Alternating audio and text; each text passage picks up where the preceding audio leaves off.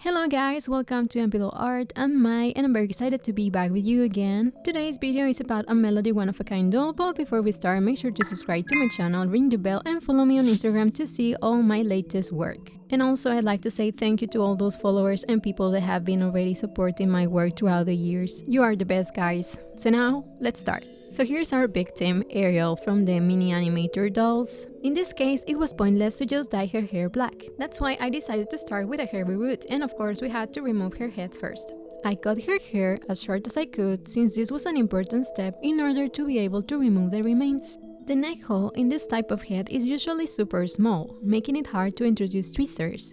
That's why I gently pull the hair from the scalp with the pliers. You have to be super careful though, cause if you pull too hard, you can actually cause some damage to the head.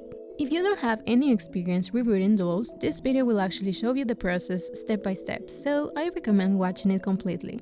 And as you probably already imagine, doing this involves lots of patience and hours. It is definitely so much better to do it while you're watching a Netflix series or a movie. A trick that works for me to get the remaining hair faster is to actually wet the head several times, but that also means that you should have a trash can closer to you in order to throw away all the mess.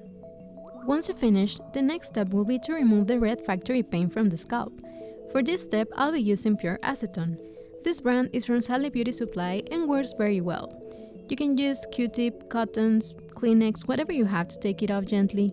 I like doing it in circles like that, and if needed, just use an extra Q-tip to clean the borders. There are people that like to paint the scalp in the same color as the new hair, but I won't be doing so, and just continue to the next step. Here's the bottle of acetone just in case you wanted to take a closer look at it. Now I'll be creating knots in each strand of hair, and after that I dip it into water to get a kind of pointed tip that will be easier to get through the needle I'm using to reroot the doll. I try to drag the strand a bit before pulling the needle to the opposite side, and it's important to position it as I'm showing you because that will allow the knot to stay inside the head. And that's the way you do it. Super easy. Now you have to continue until you reroot the 5,000 holes layer. So it is actually better to have a good amount of hair strands ready. I always consider adding some extra holes for the bangs or fringe that the characters require and tie it with a rubber band. After that, I traced the pattern for her pajama top, sewed it, added a bit of lace and velcro at the back, and of course her green bow and some gems too. Then I created the patterns for the mermaid tail and fins, sewed everything, and it looked like this. I also decided to add orange sequins and some gems in different sizes and colors.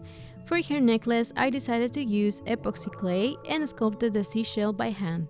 I also painted it and added some golden beads to make it more interesting. This Melody doll also had some rooted eyelashes, and for repainting purposes, I prefer to trim them after I'm completely finished with it. To remove the factory paint, I used Q-tips and acetone again. I found it easier to start with the eyes, so I filled them with white acrylic paint first. After that, I draw the iris in blue and fill it once I like the shape and position. I continue outlining the eye, drawing the pupil and filling the eyeshadow. Then it is easier to add other smaller details, but basically after making the eyes, I go with the mouth, and the last thing I do are the eyebrows. For Melody, they had to be thicker like her father's, and here's the final result after creating her green hair band, trimming the eyelashes, and giving her her low ponytail hairstyle. Let me know what you think. If you like her, don't forget to like this video, share it with your friends, and follow me. I'll see you in another video. Bye!